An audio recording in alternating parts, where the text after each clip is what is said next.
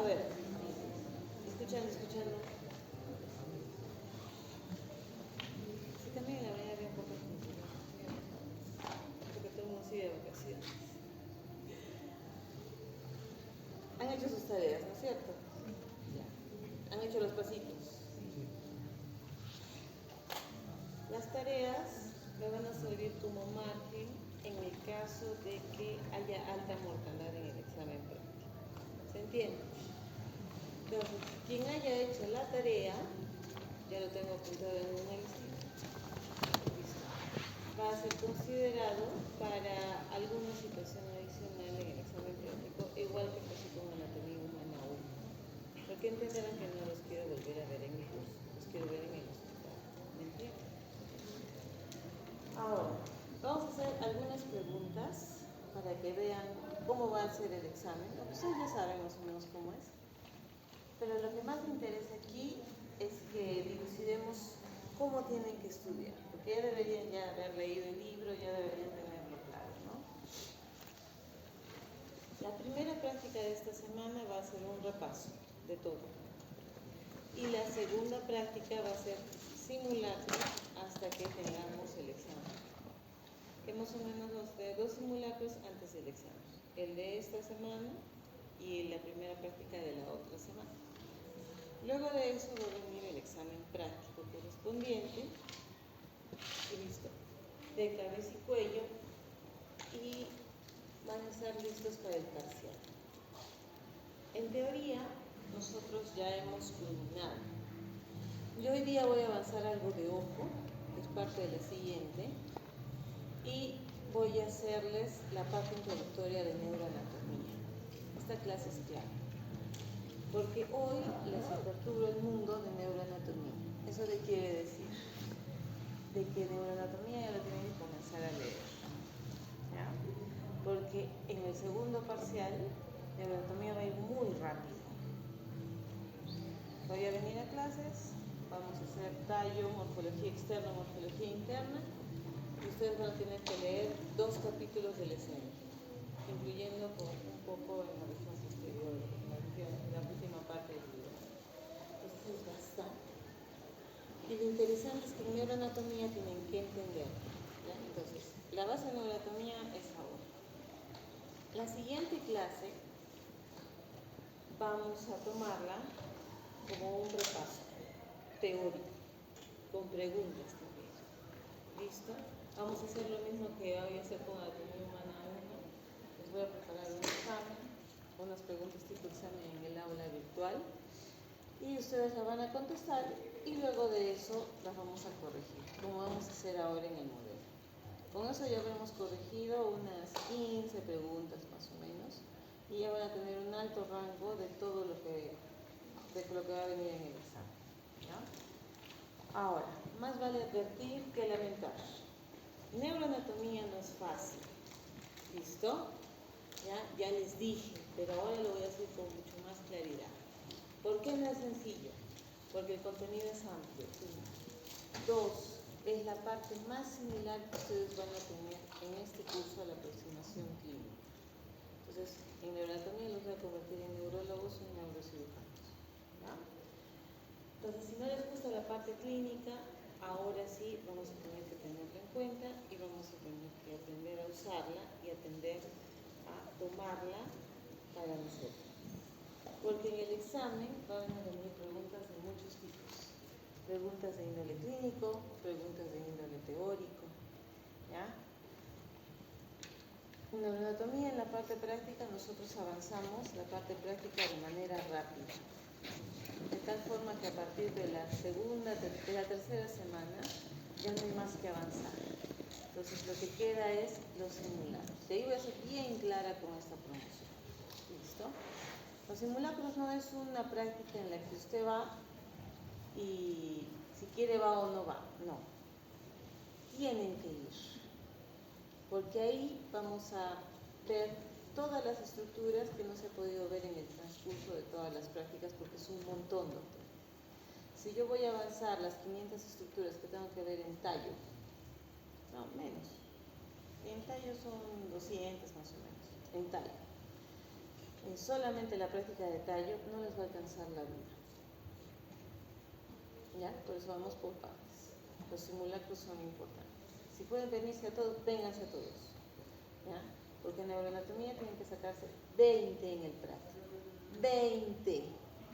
Porque en la teoría el promedio es 0,8. Entonces con 20 y 0,8 usted aprueba. Claro que si usted tiene un margen de un 17 o un 16 en cabeza y cuello, la situación mejora, ¿no es cierto? ¿Ya? Por eso nos preparamos tanto para los prácticos como la parte teórica. La idea es que yo no los entrene para que ustedes den un examen, no, eso es lo menos importante. Yo los tengo que entrenar para el momento de que se enfrenten a un paciente. Y se enfrenten a un paciente, se enfrenten a una historia clínica, se enfrenten a una tomografía y digan, esto me explicaron en la universidad, esto me dijeron que existía. Si estoy viendo clínicamente esto en un paciente, es esto, porque anatómicamente veo esto. Esa es la idea, ahí tenemos que llegar. ¿Listo? Entonces, ya revisando más gente, ¿entienden? De neuroanatomía tenemos estructuras, sí, hay un plastinado que es mío, lo van a poder estudiar, pero ojo, con mucho cuidado, ¿listo? Lo vamos a ver en las prácticas, vamos a trabajar con eso y con otras estructuras, vamos a trabajar con maquetas. El examen puede venir de cualquier lado, ¿ya? Por eso los simulacros son importantes. Y la nota de neuroanatomía es gravitante para el segundo parcial. Ojo y oído corresponden al segundo parcial. Hoy yo voy a hacer parte de ojo para poder hacer un poco de espacio para la teoría de neuroanatomía y avanzar un poco más en todos los pasos de los. Muy bien, muchachos, entonces ya revisaron la tangente, he sido clara, ¿no es cierto? Asistir a los repasos. La próxima clase, repaso teórico. ¿Listo? Y por último, el libro que vamos a usar en neuroanatomía va a ser Snell. ¿Ya? Snell. Ya, si quieren podemos usar otros más, no hay problema. Yo conozco como 6 o 7 libros de neuroanatomía. Lo interesante de Snell es que es práctico y también es teórico. Para la práctica vamos a usar también la guía práctica de la Universidad Cayetano Heredia, que tiene sus añitos, pero es una muy buena guía práctica. Y adicionalmente van a ver tomografías y van a ubicar lo que vemos neuroanatómicamente en la lesión en la tomografía, para ubicar qué estamos viendo en el paciente. Eso es neuroanatomía. ¿Ya?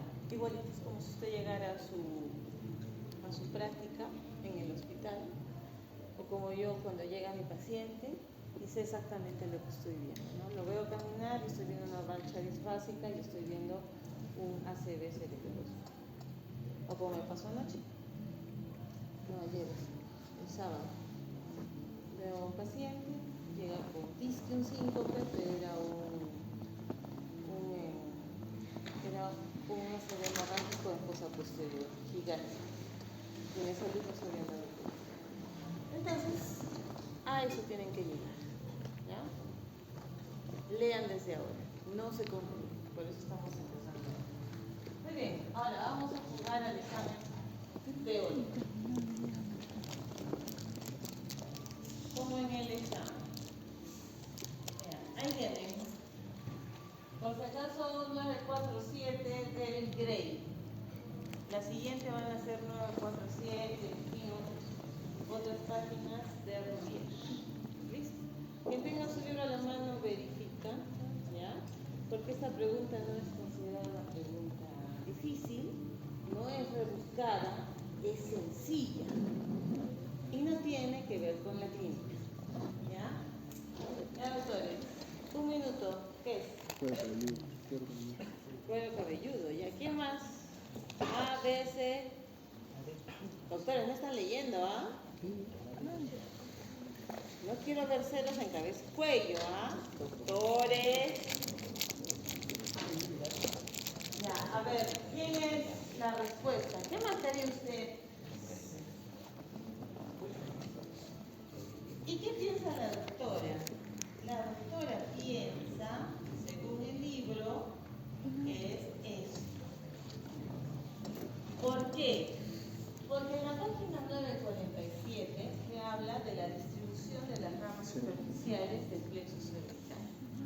Dentro de todas ellas tenemos el aurículo temporal, las ramas superficiales del trigémino, etc.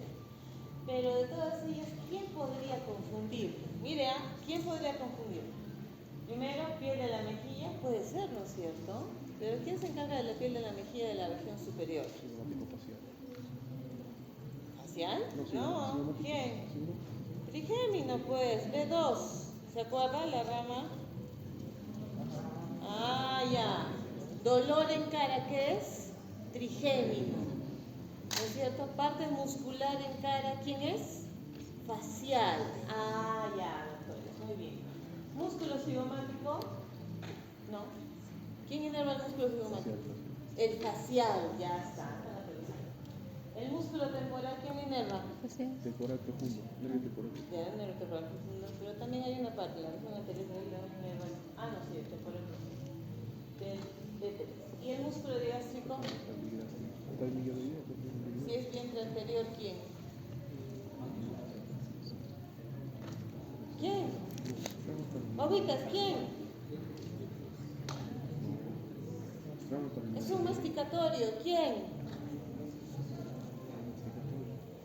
B3, ¿qué pasó? Ya, listo. ¿Y si es el vientre posterior, quién? Facial, bien, porque atrás tenemos el agujero estilomastoideo y el vientre posterior del digástrico está bien pegadito al a la ranura digástrica. Muy bien, entonces acá esta es una pregunta clásica donde usted podría marcar piel de la mejilla si es que no se acuerda de que debe citar. Puede marcar músculos cigomáticos si es que confunde y dice ahí está el cigomático mayor. Pero usted tiene que acordarse de las cosas claves. Inervación facial. Parte sensitiva, trigémino. B1, B2, B3. Listo. ¿Dudas? Pues está muy sencilla y es una parte práctica y teórica a la vez. ¿Listo? Ya. Para ustedes, sean felices.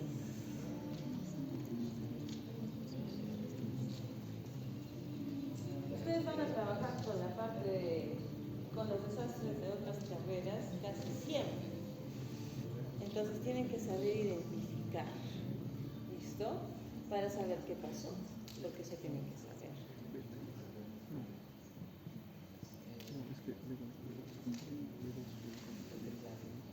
¿Quién es? B2, ¿no es cierto? Pero ahí se podría complicar porque puedo ponerles B2 a nivel de, no sé, pues, a nivel del agujero redondo mayor, puedo ponerles B2 a nivel de la fosa pterigomaxilar, puedo ponerles B2 a nivel del agujero dentario posterior, en fin, ¿no? Por eso hay que ver muy bien qué partes están diciendo. Acá estamos hablando de los dientes superiores. Ah, ya, entonces si son dientes superiores es una rama próxima a el dentario superior. Y yo me acuerdo que una de las ramas terminales del B2 es el dentario superior, posterior superior. Entonces, ¿quién es la respuesta? ¿Quién es? B2. Listo. B2. ¿Ya? Ahora, acá, ¿quién es el distractor? ¿B1 puede ser? No, porque B1 tú sabes que es su regiones. B3, maxilar inferior, los dientes inferiores. Entonces, no. Luego, la rama cigomática del quinto, puede ser, ¿no es cierto? Porque por ahí, pero esa rama no existe, doctores. Ah, ya. Luego, ¿la rama temporal del quinto existe? No, no existe. ¿Listo? Entonces, la única que cabe según el libro, ¿quién es?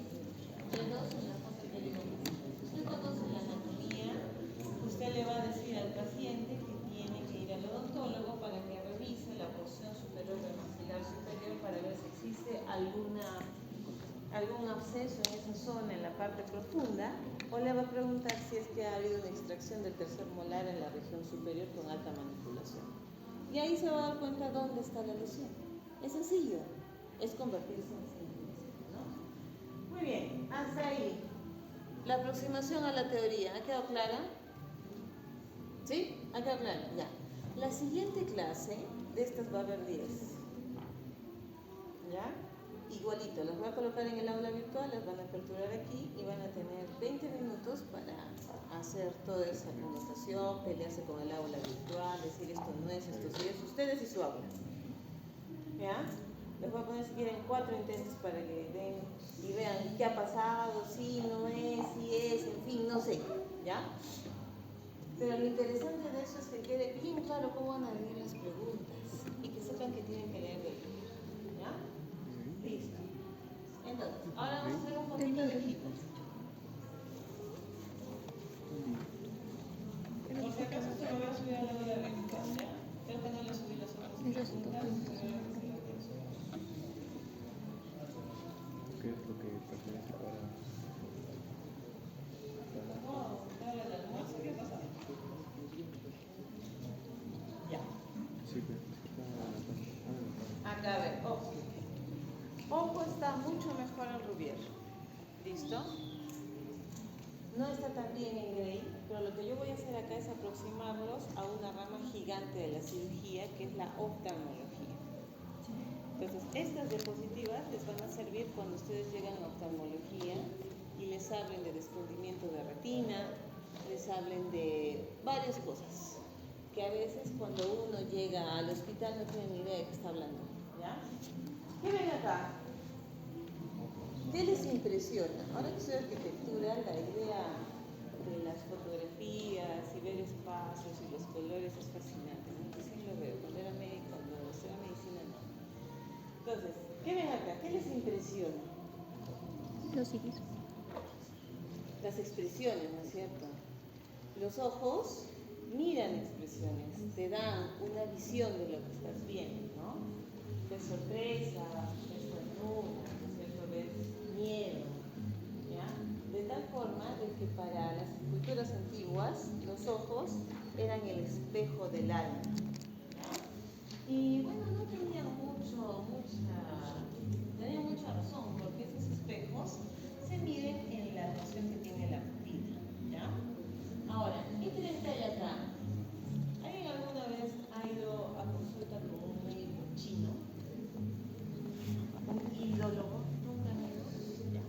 Cuando yo estaba haciendo la especialidad de especialidad de medicina familiar, en mi currícula existía un curso que se llamaba Medicina Alternativa.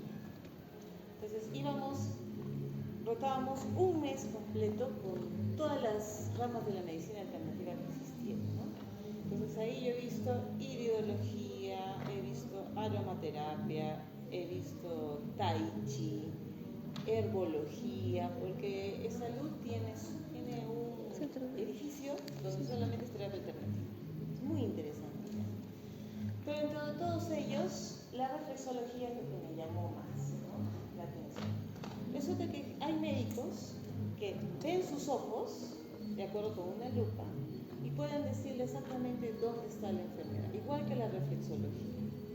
Ven la planta de los pies y gracias a la extensión que tienen las plantas de los pies en sus dermatomas, puede ver qué órgano puede estar afectado. Eso no es cosas que no tengan que ver con la parte científica.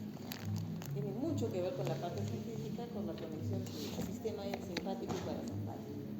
Entonces aquí se ve la iridología, cómo están representados todos los órganos en el iris. ¿Ya? Entonces, ¿en quién sí podríamos ver? En los pacientes que no usan ningún tipo de prótesis ocular. Pero en quienes no, en quienes los que usan lentes de contacto, etc.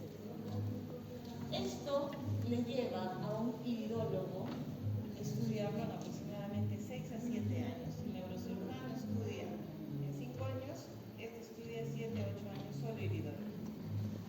Muy bien, ahora sí. Entremos al mundo de la oftalmología. ¿Quién va a ser oftalmólogo acá? ¿Nadie? Muy interesante, muy interesante. El oftalmólogo trabaja en estructuras tan pequeñas que pueden tener el tamaño de 1 o 2 centímetros y tienen una alta precisión, ¿no? Entonces, empecemos. Cuando usted ve el ojito es como un órgano insertado por fuera, que se inserta dentro de la órbita, pero no pertenece a la órbita. Desde el punto de vista embriológico,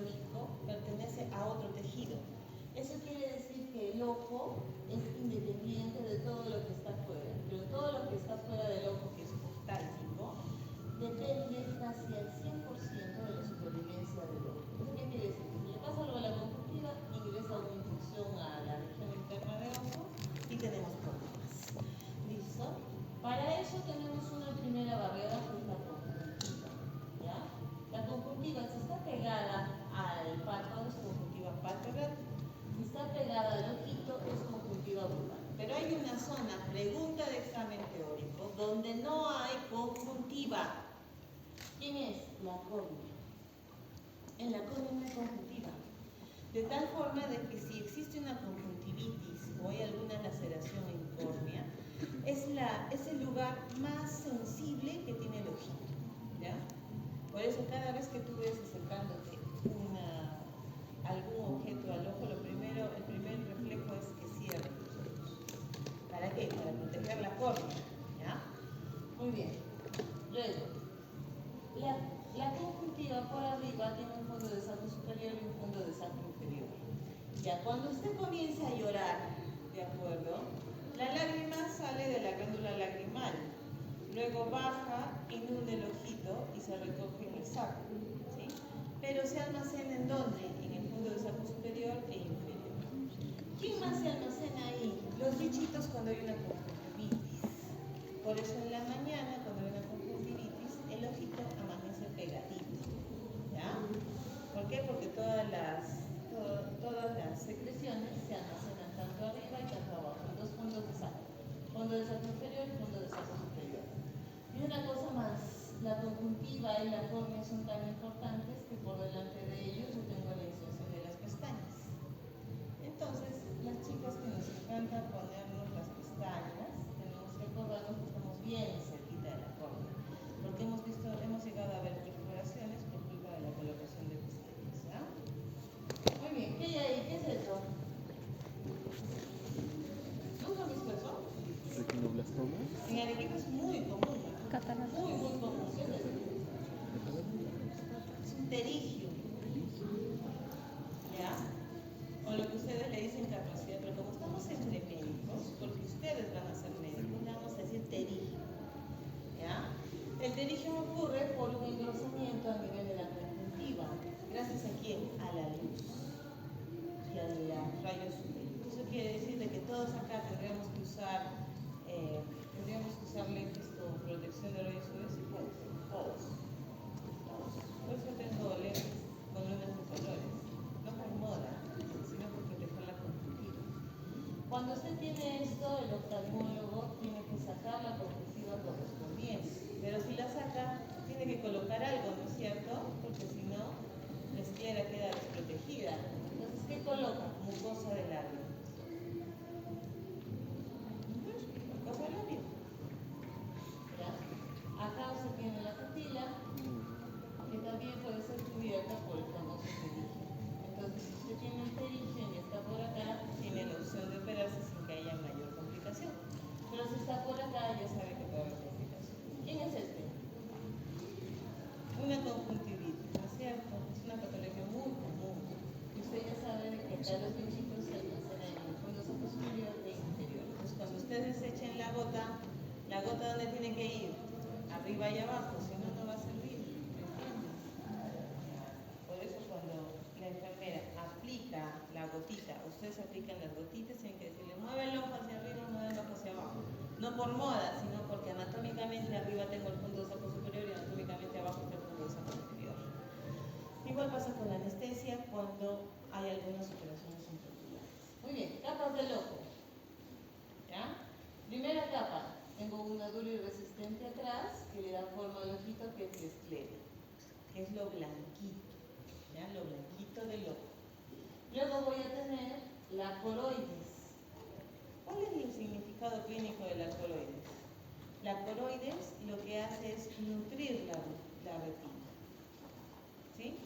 ¿Y qué es la retina? La razón de ser del ojo, pues. ¿De acuerdo? Es la parte neurosensorial, donde se forma la imagen y luego en neuroanatomía nos vamos a dar cuenta cómo se forma en el cerebro. ¿Ya? De tal forma que usted puede explicar un montón de sintomatologías. Comenzando por qué. Si es que no ve como un ojo usted ya, ¿dónde es la alteración? En el ojo. Pero si le dice, doctora, no veo la parte externa o la parte interna, ¿dónde es la lesión? En el cerebro. ¿Listo?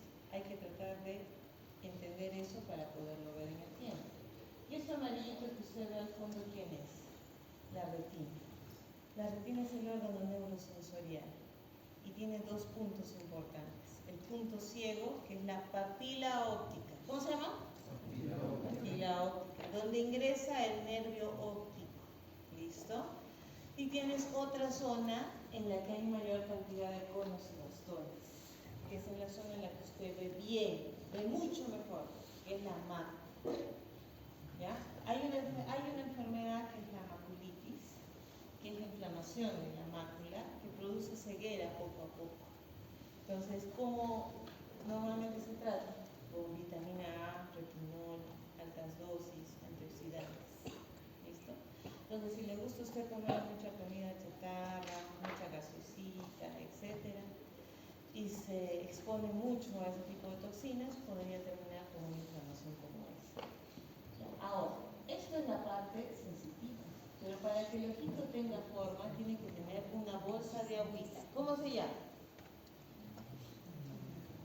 ¿Humor vitrio o humor acuoso? Acuoso. Acuoso adelante, doctor, vitrio atrás. De tal forma que el humor vitrio es el que le dice a la retina, pégate a tus vasos para que no te dé isquemia. Pero ¿qué pasa si me dan un golpe en el ojo? ¿Listo? ¿Qué le va a pasar a la bolsita de agua? Va a impactar contra la retina y luego la va a jalar hacia adelante. ¿Y le va a producir qué cosa? Un desprendimiento de retina. Muy común también, muy común. En especial en mineros informales que tienen acceso a explosivos, ¿ya? Cuando uno tiene un desprendimiento de retina, solo tiene horas, mientras que esa retina muere, ¿ya? Por delante, un lente, ¿cómo se llama? En el colegio, ¿cómo se llama? Cristalino, que es el que se expande y se achata para poder encajar la mirada. Por delante, la córnea, que es el segundo lente, y en medio, el diafragma. Esto quiere decir que esto es como una cámara fotográfica, que lo que hace es moderar la cantidad de luz que ingresa y que no ingresa a su ojo. Muy bien. Ahora, oftalmología 1. ¿Listo? La esclera está en todo el ojito. ¿Ya? Muy bien. ¿Por qué? Porque tiene que ser la capa dura y resistente. ¿En dónde no hay esclera? En la córnea. ¿Listo? ¿En dónde no hay conjuntiva? En la córnea. ¿Ya? ¿Cuál es el órgano vascular más trasplantable? La córnea. Luego, por debajo, ¿quién va a encontrar la coroides? Que es la capa vascular que irriga ¿a quién? A la retina aquí en amarillo. Y acá usted ve una primera fovea y una segunda. Esta segunda es la mácula punto amarillo y esta de acá es la papila óptica. Papila óptica, pregunta de examen. ¿Sí? Muy bien. Y acá encontramos la fovea. Es el lugar donde más conoce bastante, se le conoce como mácula, y acá la papila, que es donde ingresa el nervio óptico. ¿No es cierto? Ahora, si yo veo el cristalino tiene que estar suspendido arriba y abajo gracias a un ligamento. Arriba el ligamento suspensorio del cristalino. Pero ese ligamento suspensorio cuelga del cuerpo ciliar. ¿Alguna vez han visto un glaucoma? ¿No? ¿Qué pasó, doctores? El glaucoma es la segunda causa de ceguera a nivel mundial. ¿Listo? Al punto de que dentro de las currículas en atención primaria, que no sé con quién hará medicina familiar, tenemos ahí un programa exclusivo para la detección de glaucoma en el adulto mayor y en los adultos jóvenes como yo. Entonces, aquí vemos exactamente lo mismo, pero seguimos viendo de que donde vaya la coroides va la retina. Pero hay zonas que a pesar de que hay retina, no se ve nada, como es la bala cerrada que está acá. Porque la luz nunca ingresa, ¿no? Este es el punto ciego del ojo. Ya. ¿Cómo oftalmología 2. ¿Listo? El ojito se irriga gracias a que dentro de la esclera se meten 4 venas y un montón de arterias. ¿Ya? De tal forma que todo lo que irriga la región periférica y forma la coroides es diferente a la que ingresa por el nervio óptico. La que ingresa por el nervio óptico es la arteria central de la retina, rama de la carótida interna. Y las que usted está viendo alrededor, las venas y las arterias, son ramas de la arteria oftálmica. Pues cuando yo hablo de oftálmico, estoy hablando de la irrigación de músculos, de esclera, un orbitio, etcétera, todo lo que está alrededor. Pero cuando hablo de la arteria central de la retina, estoy hablando de una arteria que está metiéndose dentro del nervio óptico, rama de la carótida interna, que va a irrigar la retina. Entonces, doctores, si usted tiene un paciente y ese paciente tiene ceguera en un ojo, no va a pensar que hay una alteración en estos huequitos, ¿no? ¿Dónde está la alteración? En la vena o arteria central de la retina. Que tiene el calibre de un cabello, se obstruye muy bien. ¿Listo? Entonces ahí usted tiene el resumen. Y si usted se da cuenta, estos huequitos son muy pequeñitos. ¿Listo? ¿Ya? De tal forma de que cuando el oftalmólogo va a trabajar en esta región, hay un oftalmólogo especializado solamente en región posterior. Muy bien, ¿qué ven acá? Obviamente ictericia, ¿no es cierto? Pero ¿qué es lo que les impresiona? El color. ¿Nadie le da hepatitis? ¿No? ¿Nadie toma alcohol? Doctores, es media Semana Santa. Ya. Alcohol. Ah, ¿qué es eso ya? ¿Es cierto? ¿Ya? Porque cada vez que llega un paciente alcohólico al hospital o llega un cirrótico, siempre el discurso es el mismo. Tomo desde los 20, 23 años, ahora no puedo dejar de tomar, dependencia al alcohol, no lo dejó, y luego de eso acaban en cirrosis hepática. Cuando deja de funcionar el hígado, ¿qué tiene usted? Acumulación de bilirrubina, ¿no es cierto? Semiología 1.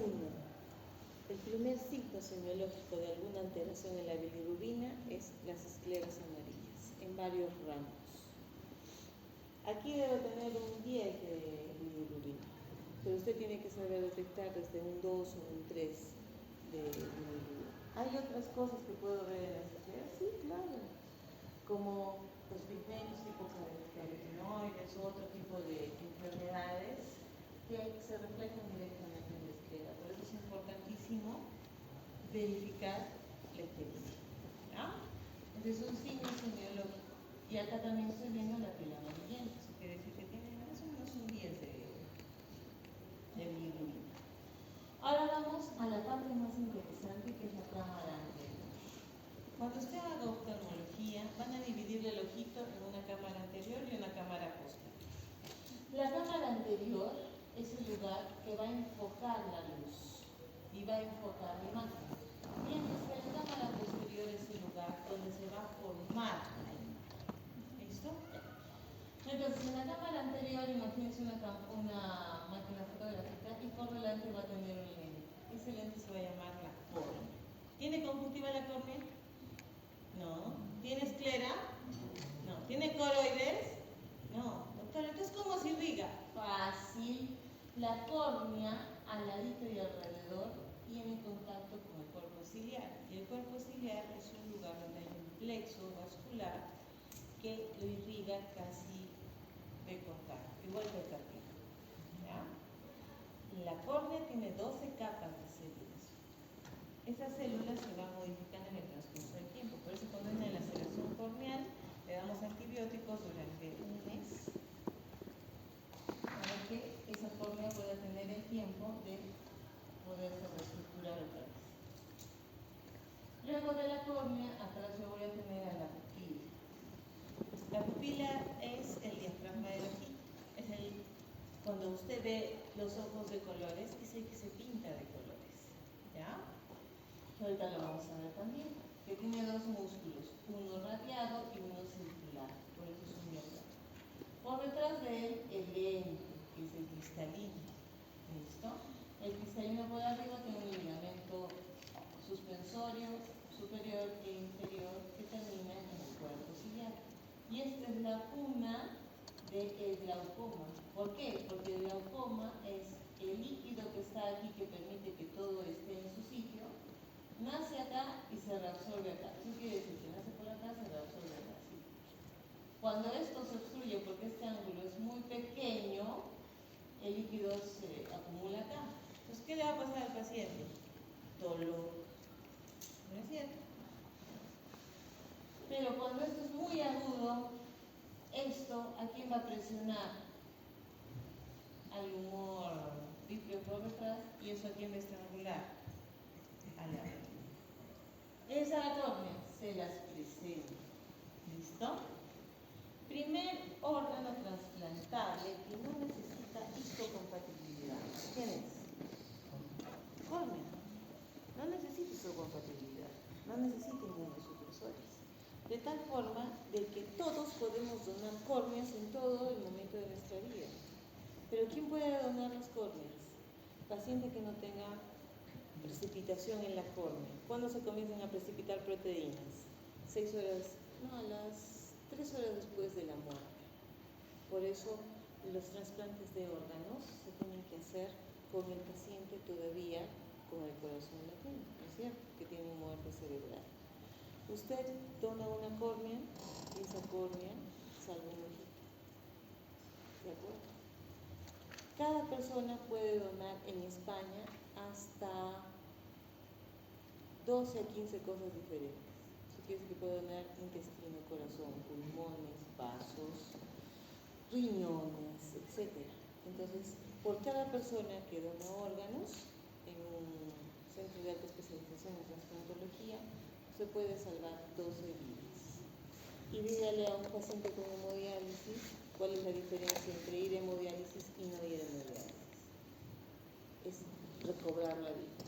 ¿Cuál es la diferencia entre estar en una unidad de cuidados intensivos con la posibilidad de morir por una miocardiopatía cardiodilatada a tener un corazón? Es la diferencia entre la vida y la muerte. Por eso ustedes tienen que tener cultura de donación de órganos. Entonces, la córnea tiene varias capas. Dentro de ellas, ¿qué se tiene que acordar para oftalmología? Que la superficie ocular tiene una parte compuesta por un epitelio córneo y una superficie que lo cubre la lágrima. Entonces, si hay ojo seco, el ojo seco permite de que este se requiere. Entonces, ¿qué va a pasar? La operación es en córnea. Por eso el ojo seco tiene que usar lágrimas artificiales. Listo. ¿Qué más? Este estroma, el tejido vivo está abajo en la membrana generativa, que es la membrana de acá. Y este epitelio va creciendo como la piel y luego se va desescamando. ¿Listo? De tal forma de que ahí iniciar una lesión a nivel de córnea, con antibióticos y otro tipo de cuidados, se puede solucionar en el transcurso de 2 a 3 meses. ¿Ya? Pero los que quieren usar lentes de contacto, acuérdense de esto, pónganse sus lagrimitas artificiales y todo ese asunto, y no se duerman con los lentes, no estén con los lentes más de 6 horas. ¿Por qué? Porque los lentes de contacto con su mal uso es la primera causa de perforación de córnea. ¿Listo? Muy bien. Y eso lo van a ver muy frecuentemente. Ahora, oftalmología 1. Cuando usted lea su libro de oftalmología, va a ser como cuando veíamos mano. ¿Listo? Todo se va a dividir en 4, incluyendo la retina, incluyendo el cristalino. Eso quiere decir que si esto está yendo a la nariz, va a ser nasal superior. Si está yendo a la nariz y está abajo, nasal inferior. Si está yendo a la parte de la orejita temporal, inferior y superior. De tal forma que cuando usted describe una lesión, la describe como una lesión perforada o una úlcera en la región temporal superior. ¿En qué parte? En la lumbar, en la periférica, en la paracentral o en la central. Si está en la central, me preocupo, porque la central es la zona más delgada, se puede perforar. Si está en la zona lumbar, digo, ay, puede tener solución, ¿no es cierto? ¿Listo? Pero cuando yo veo lesiones en la zona lumbar o en el limbo, estoy viendo una lesión clara y clásica de lentes de contacto.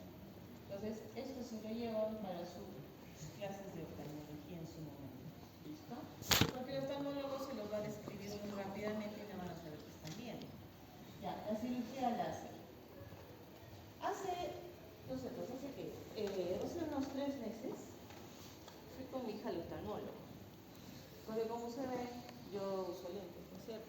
Soy muy pequeña, tengo miopía y astigmatismo, juntos en los dos ojos. Entonces, se recorta ciega, me quito los lentes y yo no los veo. ¿Listo? Sí, es para mí. Entonces, la vio a mi hija y mi hija felizmente tiene una visión 20/20. ¿Ya? Pero a mí me dijo que podía operarme con los lentes láser. Pero ustedes van a contestar esa pregunta que yo también le hice al oftalmólogo. Dije, ¿y cuánto tiempo me va a durar la cirugía? Ustedes pensarán, no es permanente. ¿Cuánto tiempo les va a durar, doctor? ¿Qué es la cirugía láser? Lo que estoy haciendo es remodelar el lente. ¿Para qué? Para que pueda ver mejor, ¿no es cierto? Entonces, ¿en cuánto tiempo voy a tener una reincorporación genética de toda mi córnea? ¿Cuánto tiempo se cura una úlcera corneal? 3 meses, ¿no es cierto? En ese caso, como es de alta fidelidad, ¿no es cierto?, dependiendo de la cirugía que usted se haga, a los 2 años su córnea retorna a donde estaba. Eso quiere decir que retorna a los lentes en 3 a 4 años. ¿Ya? ¿Y por qué? Por lo que ya habíamos visto acerca de la córnea, ¿no es cierto? Entonces, con esto usted lo corrige, sí, pero si quiere gastarse 15.000 soles, o aunque ahora está me encontrará 10.000 soles, para algo que le va a durar 3 años, no sé, usted decide. Yo de verdad yo preferí tener mis lentecitos, ¿ya? Porque al final acuérdense que los láser que van a hacer van a remodelar la córnea. Y eso me va a hacer sensible a úlceras y a otro tipo de cosas en el transcurso del tiempo. Ahora, miopía, ya saben que no puedo ver de lejos porque la imagen se acomoda antes, entonces tengo que colocarle un lente especial. Y el astigmatismo no puedo ver de cerca. Y es más. Muy bien. Caso clásico. ¿Listo? Quinceañera. Todavía me acuerdo de esa quinceañera porque estaba en la residencia hace unos años. Estaba rotando oftalmología en salud, justo en esa hora. Y llega la mamá y el papá, peleando en la puerta. Pero estaban peleando literalmente. Le decía, yo te dije, le decía el papá. Y la mamá decía, no, pero es que ella quería. Y la mamá le decía, no, pero yo te dije. Y estaban así. Se daban duro. Y entró al consultorio y la niña se sienta, llorando. Entonces, nosotros nos quedamos y el oftalmólogo lo miró y se empezó a reír, ¿no? Porque cuando eres médico recién te rotas de uno. Entonces me dijo, ya doctora, me va a decir dónde está la lesión. Entonces entramos a la cámara y empezó a ver la revisión, justo como ustedes han visto, ¿no es cierto? Que es lo que van a ver en octavo. Entonces tenía una úlcera en la región nasal superior, todavía me acuerdo. Y tenía un halo alrededor de toda la zona límbica. Y todo el ojito estaba enrojecido como usted lo ve ahí, ¿no es cierto? Ya. Y lo primero que preguntó el oftalmólogo, ni siquiera le preguntó a los papás, le preguntó a la niña. Le dijo, ¿hace cuánto que usas lentes de contacto? Y la niña se quedó fría, ¿no? Y los papás, la mamá lo miró al papá y el papá sacó una cara de que lo querían matar. Nadie sabía qué estaba pasando, hasta ahí yo no entendía qué estaba pasando. Y la niña dijo, no, mi mamá me los ha comprado para mis 15 años. ¿Y cuándo se los compró? Hace 3 meses. ¿Ya? ¿En dónde? Ah, no, por ahí, le dijo. Ah, ya. ¿Ya has estado usando tus gotitas para poder lubricar los lentes? No. ¿Tú sabías que los lentes no pueden usarse más de 4 o 6 horas? No. ¿Tú sabías de que tenías que tener cuidado para evitar infecciones? No. ¿Ya? Y ahí entendí todo. ¿Qué había pasado? Que el lente de contacto, cuando no tiene el uso adecuado, y eran rígidos todavía en esa época, produjeron unas úlceras en nivel de la zona lumbar, que es lo que les he mostrado, y eso produjo una conjuntivitis. Pero era una conjuntivitis generalizada en todo el ojito y ya tenía unas 2 úlceras. Pregunto, esta niña tenía 14 años. Ese ojito tenía alta posibilidad de perforación. Felizmente no se había perforado, porque se perfora y el bichito entra al ojo y se pierde todo el ojo. Entonces le explicaron a los papás de que lo peor que usted puede hacer es cumplirle el capricho a la hija, dándole los lentes de contacto porque no quería usar lentes por los 15 años, y lo había hecho la mamá sin el consentimiento del papá. ¿Ya? Entonces ahí hubo un problema, ¿no es cierto?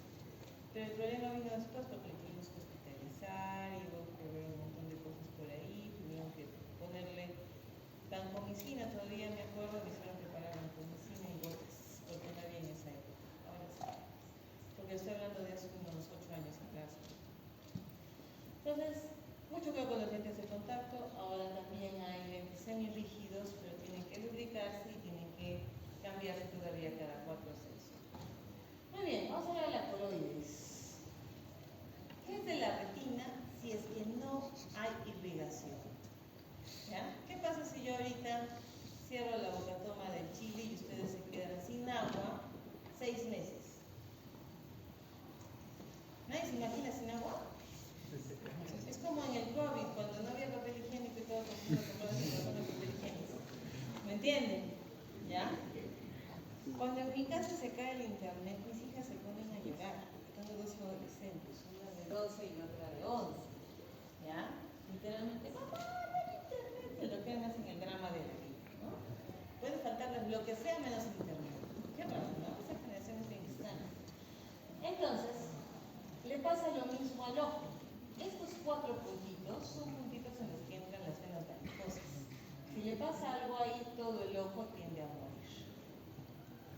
¿Listo? Ya.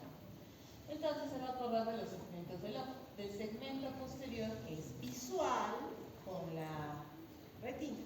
Y el segmento anterior, que es para la acomodación de la imagen, donde está el cristalino y la córnea. Aquí está el humor acuoso y aquí está el humor vítreo. Son 2 agüitas que hacen de que el ojo tenga la forma que tiene. Muy bien. Por delante el humor acuoso y por detrás el humor vítreo.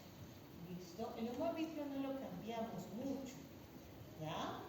Pero si se cambia cada 6 meses, toda esa agüita que está dentro se cambia. Y acá les voy a presentar el cuerpo ciliar. ¿Listo? El cuerpo ciliar está formado por un musculito que va a tensar el cristalino, pero también va a abrir esta zona, este ángulo. Y este ángulo es el lugar donde se forma y se reabsorbe el humor acuoso. ¿Ya? Entonces, se forma acá, se reabsorbe acá. ¿Sí? ¿Qué pasa si este ángulo se cierra? No se reabsorbe y todo se va a acumular adelante. Y si se acumula adelante, dolor de ojo, presiona al humor vítreo y ese estrangula a la retina. Listo. Muy bien, doctores, y acá una aproximación a este ángulo. Miren bien esto porque acá termina. La siguiente voy a seguir con lo que queda. ¿Listo? Porque esta parte oftalmológica es muy importante. Solo una clase. Pero esta clase determina un curso como oído. Es una clase y es todo lo que es otorrino. Entonces miren este ángulo, es el ángulo iridocorneal. Cuando este ángulo es muy pequeño o es muy estrecho, no se reabsorbe. Al no reabsorberse el líquido se acumula. ¿Listo? ¿Y qué es lo que usted tiene que hacer para que esto se abra? ¿Se tiene que abrir la pupila o se tiene que cerrar? Si se cierra, cierro el ángulo, ¿no es cierto? Porque lo jalo. Pero si lo abro, habla. Entonces, la midriasis la farmacología que se da para glaucoma, produce de que este líquido se reabsorba mejor. Y si quiero operar glaucoma, ¿dónde tengo que operar, doctores? Cámara anterior, ¿no es cierto? En este ángulo. Porque aquí se absorbe y se forma el líquido. Las operaciones a nivel de cristalino, cambio de lente, ¿pueden producir glaucoma? Sí, es una complicación. Porque usted va a sacar esto y puede modificar este angulito. Por eso el lente está diseñado para cada paciente. ¿Se entiende? Hay más de 100 tipos de lentes diferentes, no solamente en medida, sino también en peso y en volumen para que no produzcan lo que está bien. ¿Y cómo el oftalmólogo sabe esto? Porque primero le toma al paciente una tomografía ocular. Y es lo primero que aprende a ver el R1 de oftalmología, las tomografías. Mide los diámetros y mide este ángulo de luz. De tal forma de que si va a operar cristalino ya sabe de que tiene que cuidar eso porque si no va a producir un glaucoma progresivo. Y ahí lo tiene. Ángulo cerrado, ángulo abierto. ¿Listo? Esto lo vamos a volver a repetir para que no haya problemas. Y el iris tiene fibras en forma de sol o radiantes y fibras circulares. De tal forma de que usted va a ver el diafragma de la fibra, donde va a entrar y va a salir toda la luz, ¿sí? Pasando por el cristal. Muy bien, ¿hasta ahí hay dudas? ¿No? Ya. Ojo 2 en la siguiente clase, pero no se la pierdan porque ojo 2 va a ser retina. Cómo ver la retina, cómo entender las imágenes de retina. Vamos a hacer un repasito de neuroanatomía.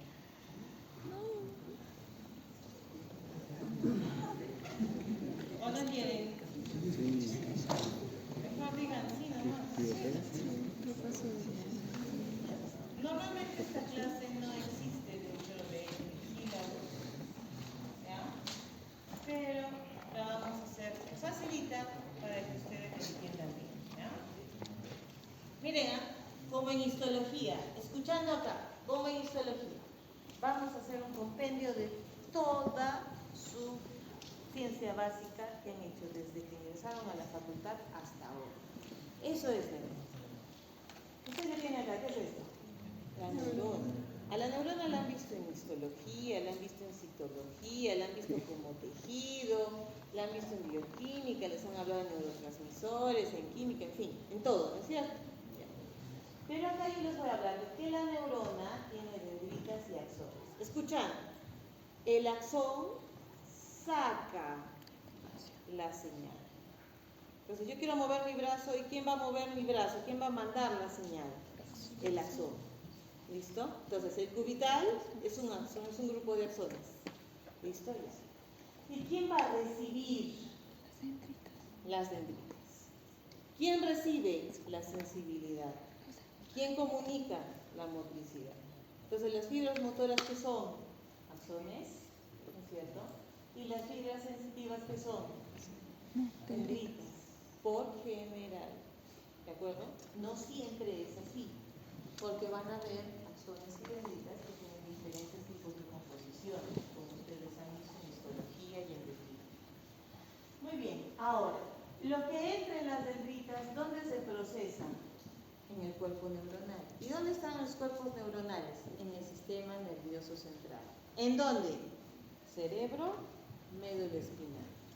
Tenemos centro para todo, centro para la respiración, centro para la deglución, centro del facial, centro para la motricidad, centro para la memoria, centro para todo. Para todo hay un centro. Y si no hay un centro, hay varios centros. ¿Listo? Muy bien. Ahora, ¿quién creen ustedes que codifica una respuesta compleja? ¿Una neurona o un grupo de neuronas? Un grupo de neuronas, ¿no es cierto?, que ya están preestablecidas gracias a un movimiento aprendido. Por eso el ser humano cuando nace es altamente dependiente, pero ustedes ya no son tan altamente dependientes, ¿no es cierto? Porque en el aprendizaje uno aprende a ser independiente. Muy bien, esto sí se acuerdan, ¿no es cierto? ¿Ya? Esto es embriología.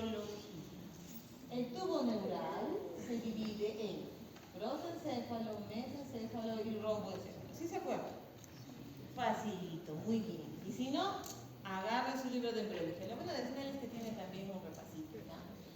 El prosencéfalo va a formar corteza. ¿Qué va a formar el prosencéfalo? Corteza. Entonces, si no se forma el prosencéfalo, ¿qué voy a tener? Anencefalia. ¿Sí? No hay cerebro. Luego, el mesencéfalo, ¿qué va a formar? El diencéfalo, que es la parte entre el tálamo y el hipotálamo. Y por acá el rombo perdón, el diencéfalo. Es la parte intermedia. ¿Ya? Y luego por acá el romboencéfalo va a formar el cuarto ventrículo. Y en el cuarto ventrículo usted se va a acordar que atrás está el cerebelo con la motricidad fina y por delante está el tallo cerebral. Entonces le pasa algo al romboencéfalo y ¿qué va a pasar?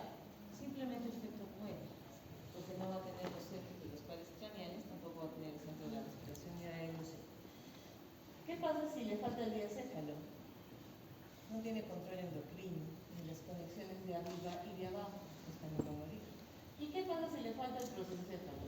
Todo lo demás existe, entonces uno muere, pero nace sin cerebro, por eso se llama anencefalia. ¿Y por qué muere después? Por la no regulación de los centros. Porque el cerebro es el regulador de todo el sistema nervioso.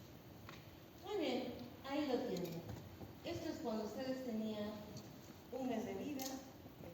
Esto es 2 semanas de vida, esto es ya más o menos un mes, acá ya tienen unos 3 meses y acá cuando tienen 2 años de vida. ¿Cuál es la diferencia entre esto y esto? Los surcos, bien, eso quiere decir de que ¿qué te hace ser un ser humano? Los surcos. Al final, ¿qué son los surcos? Son neuronas que van creciendo y se van metiendo porque necesitan espacio. ¿Listo? Eso forma la corteza cerebral.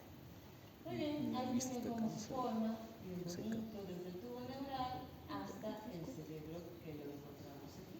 ¿Listo? Como el encéfalo. Acá tienen por pasos cómo va creciendo, esto es embriología, pero el fin del crecimiento del cerebro en el ser humano es jamás. ¿Eso qué quiere decir? Que todo el tiempo crecemos. Y esa es la finalidad de la plastinación neuronal. ¿Ya? Un familiar mío le falta la mitad del lóbulo frontal. Y recién se enteró cuando se hizo una tomografía por una lesión. Toda su vida ha vivido muy normal. Es más, es un médico muy inteligente, ¿de acuerdo? A veces un poco colérico, pero nadie pensaría que le falta la mitad de su lóbulo frontal. Entonces, ¿qué ha pasado en él? Parece que ha habido una lesión en los primeros meses de vida y bueno, hemos acabado en esa lesión, pero ha habido una compensación neuronal de por medio.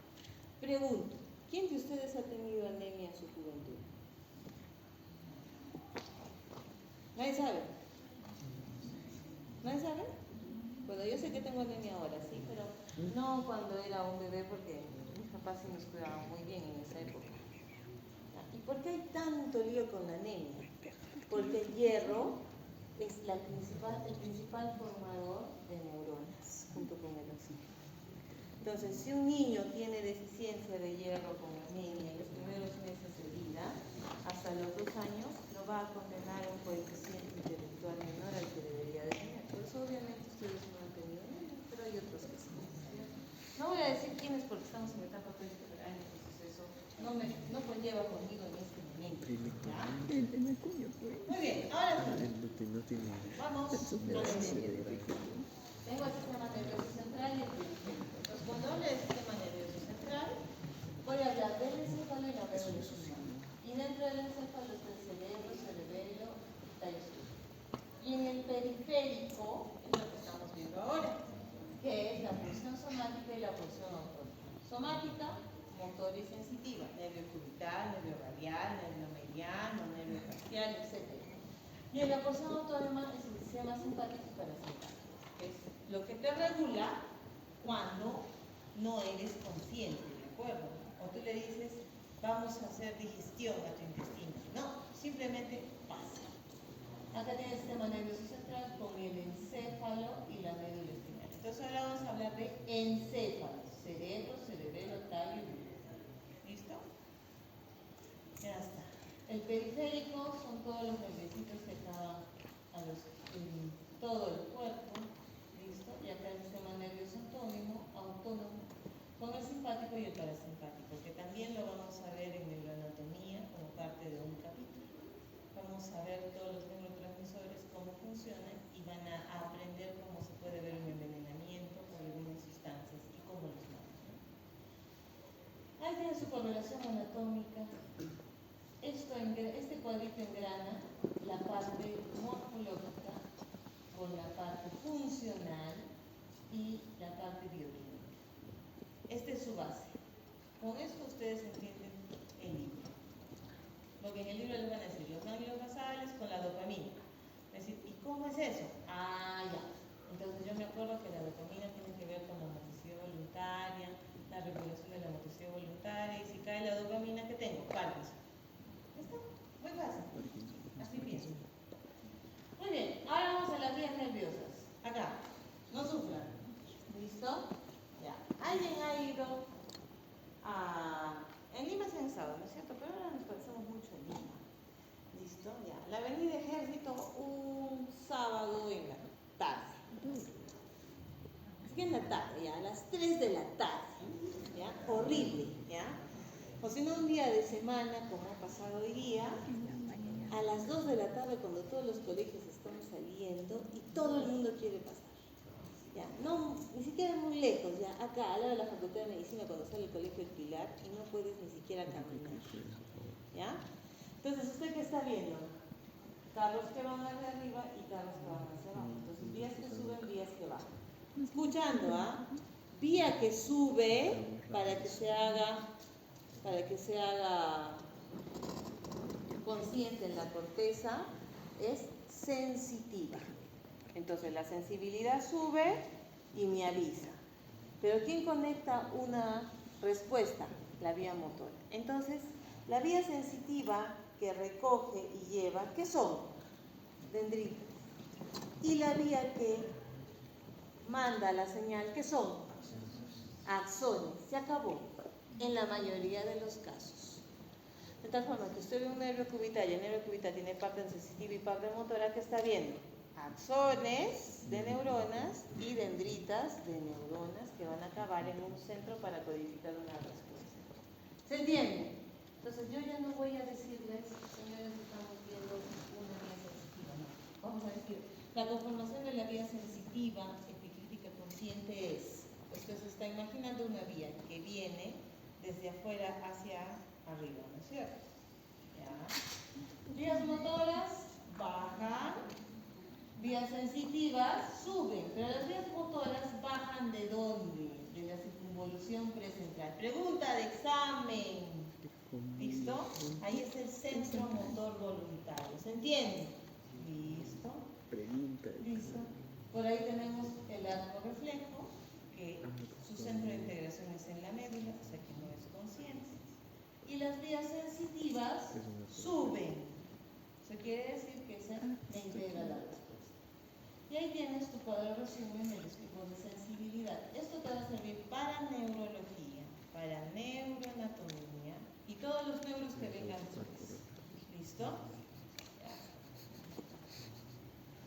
Porque cada vez que usted haga semiología neurológica tiene que ver todos los tipos de sensibilidad. Por eso el examen neurológico dura de 20 a 30 minutos en el mejor de los casos. Pero yo lo tengo que hacer en 15 minutos, ¿no es cierto? Pero ustedes cuando comiencen lo van a hacer en media hora, 45 minutos. Y las vías de sensibilidad no terminan en la circunvolución postcentral. Entonces, postcentral es igual a sensibilidad voluntaria. Y la precentral, motricidad. Muy bien. Ya está, doctores. Entonces, ya estamos entendiendo. Vamos a hablar de los espacios donde hay 3 meninges. 3. Primera meninge, la tía madre. La de afuera, la dura madre. Y en medio de ellos, la aracnoides. Función del aracnoides. Permitirle que esté líquido cefalorraquídeo, reabsorberlo y formarlo. ¿Listo? De tal forma de que si hay una punción lumbar, ¿de dónde usted va a sacar el líquido cefalorraquídeo? De los El hematoma epidural, ¿dónde se forma? Pregunta de examen. ¿Dónde se forma? Encima de la dura. La hemorragia subaracnoidea, ¿dónde la va a encontrar? Acá, entre el tejido y la aracnoides, porque acá están los vasos. ¿Listo? Ya se lo vamos a ir integrando poco a poco. La anestesiología se basa en el plexo venoso que está alrededor de la médula espinal. Eso se van a tocar cuando hagamos médula. Y la médula espinal es tan importante que se irriga en todos lados. ¿Ya? Tiene 4 a 6 puntos donde nace la arteria espinal anterior. De tal forma que nadie puede decir que va a haber isquemia en la médula a menos de que haya 6 o 7 fricciones en toda la aorta descendente, que eso es casi imposible. Los espacios medulares, en cada uno sale un nervio, ¿no es cierto?